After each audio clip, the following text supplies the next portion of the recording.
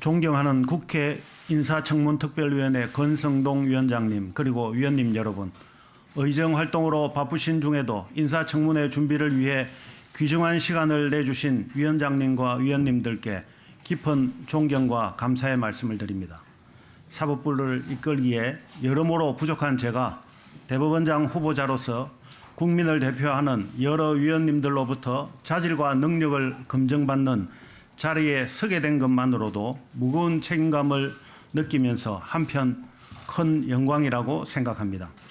다만 제가 지금까지 공인으로 처신의 주의를 기울여 왔지만 청문회 준비 과정에서 재산 신고 등과 관련하여 미비한 점으로 드러난 부분에 대해서는 위원님들과 국민 여러분들께 송구하다는 말씀을 드립니다.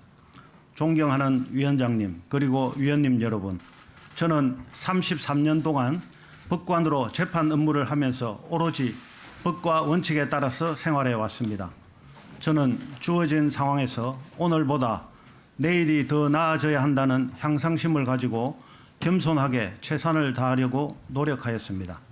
개인적으로 제 견해보다 더 나은 견해를 접하게 되면 제 생각을 바꿀 수 있을 정도로 사고의 유연성을 갖추려고 항상 힘써왔습니다.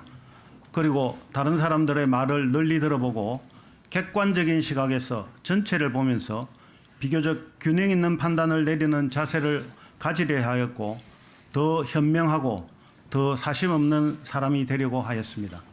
존경하는 위원장님, 그리고 위원님 여러분, 저는 법조인이 된 순간부터 불의에 타협하지 않고 옳은 길을 간다는 소박한 정의감을 품고 있었습니다. 그러나 제가 1987년 사법연수원을 마치고 군법무관으로 내디딘 첫걸음은 어려움과 함께 시작되었습니다.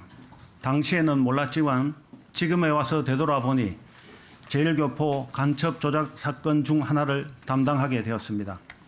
당시 군 내부 권력기관으로부터 유죄 판결을 선고하면 앞으로 판검사로 인관되지 못할 것이라는 이야기를 들었습니다. 저는 고뇌에 빠졌습니다. 이것이 저희 운명이라면 꿈을 접을 수밖에 없다고 생각하고 저는 무죄 판결을 선고했습니다. 아쉬움을 금할 수 없었지만 그 후 무죄 판결이 확정된 피고인으로부터 진실을 밝혀주어 고맙다는 인사를 듣고는 진실의 힘으로 불의와 싸워 이겼다고 스스로 위로했습니다. 그런데 세상이 바뀌어 운 좋게 저는 판사로 임관할 수 있었습니다. 저는 법관이라는 직업상 사회정의나 국가와 민족이라는 주제에 대해서 항상 고민하였고 모든 법관은 법의 지배를 따라야 하고 두려움이나 편견 없이 이를 실행해야 한다는 법관의 책무를 마음에 새기면서 재판 업무에 임하여 왔습니다. 거기에 군판사 시절의 경험을 통하여 법관의 진정한 가치가 진실과 자유에 봉사하는 것에 있다고 확신하게 되었습니다. 제가 정치적으로 부당한 영향을 받거나 편향된 방향으로 사법부를 이끌지 모른다고 염려하시는 분들도 계신 것으로 알고 있습니다. 그러나 저는 법관이 자신의 진영 논리가 원하는 쪽으로 이끌리고 싶은 유혹을 느낀다면 사직서를 내고 다른 일을 알아봐야 할 때가 된 것이라고 믿고 있습니다. 저는 그동안 개별 사건에서 모든 법률 지식을 동원하여 정의에 적합한 해결을 추구하고 구체적 타당성을 가진 결론을 제시하려고 최선을 다하였습니다. 저는 중증 틱장애 일명 투렛 증후군에 대한 장애인 등록 거부 취소 소송에서 장애인의 권리 보호를 넓히는 판결을 하기도 하였고 단체 협약 위반 행위의 형사처벌 근거가 된 노동조합법 조항의 위헌 결정을 이끌어냄으로써 노동자의 권익 신장에도 노력하였습니다. 그러나 청문회 준비 과정에서 피해자나 사회적 약자에 대한 배려가 부족하다는 뼈아픈 지적을 들었습니다. 모든 분의 지적을 하나하나 새겨듣고 앞으로 범죄 피해자의 아픔과 사회적 약자의 어려움을 세심하게 살필 수 있도록 더욱 노력하겠습니다. 존경하는 위원장님, 그리고 위원님 여러분, 저는 법원이 국민의 신뢰를 얻기 위해서는 진보와 보수를 넘어서 정의와 공평의 반석 위에 공정하고 중립적인 법원으로 우뚝 서서 법관의 성향에 따라 결론이 좌우되지 않는다는 재판의 객관성에 대한 믿음을 쌓은 다음 종국적으로 국민의 기대와 요구에 응답하는 사법을 실현하는 방향으로 나아가야 한다고 생각합니다. 사법부의 최우선 과제인 무너진 사법 신뢰와 재판의 권위를 회복하기 위해서는 무엇보다도 재판의 지연이라는 당면 과제를 해결해야 합니다.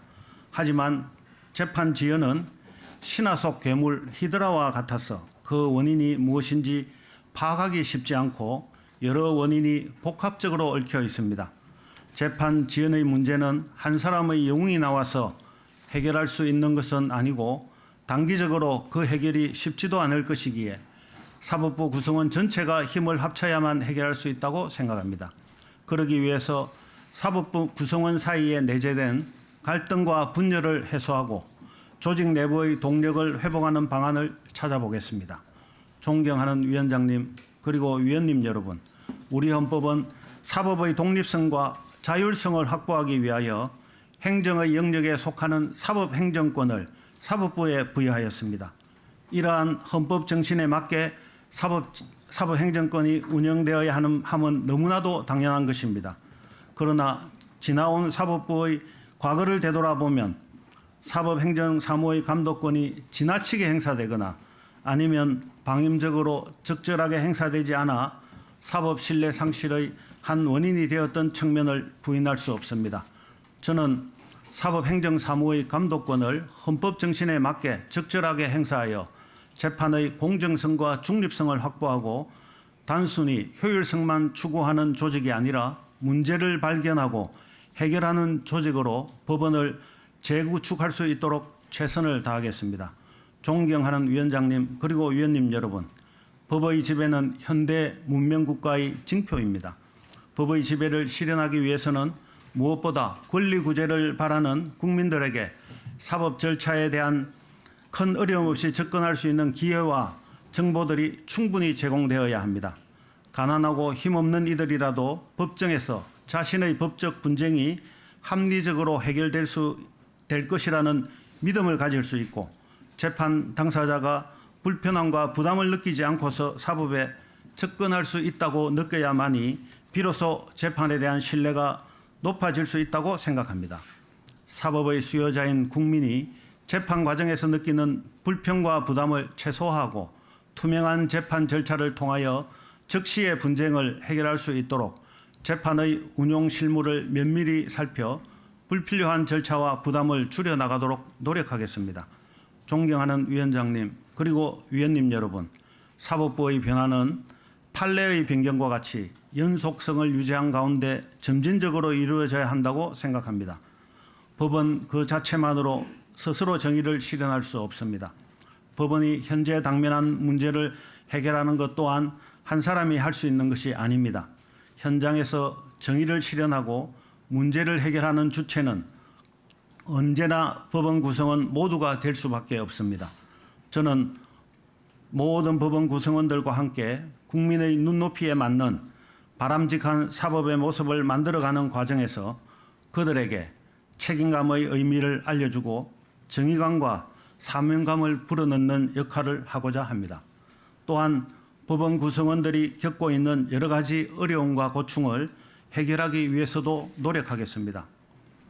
존경하는 위원장님 그리고 위원님 여러분, 저에게 사법부 수장이라는 막중한 책무를 수행할 수 있는 기회가 주어진다면 낮은 자세로 사법부의 독립성을 철저하게 수호하고 법의 지배에 입각한 공정하고 정의로운 판결을 하는 법원을 만들어 법원 구성원 모두와 함께 우리 법원이 국민의 신뢰를 얻고 발전해 나갈 수 있도록 모든 노력을 다할 것을 약속드립니다.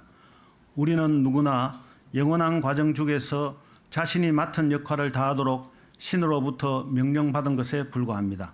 미래는 후세들의 것입니다.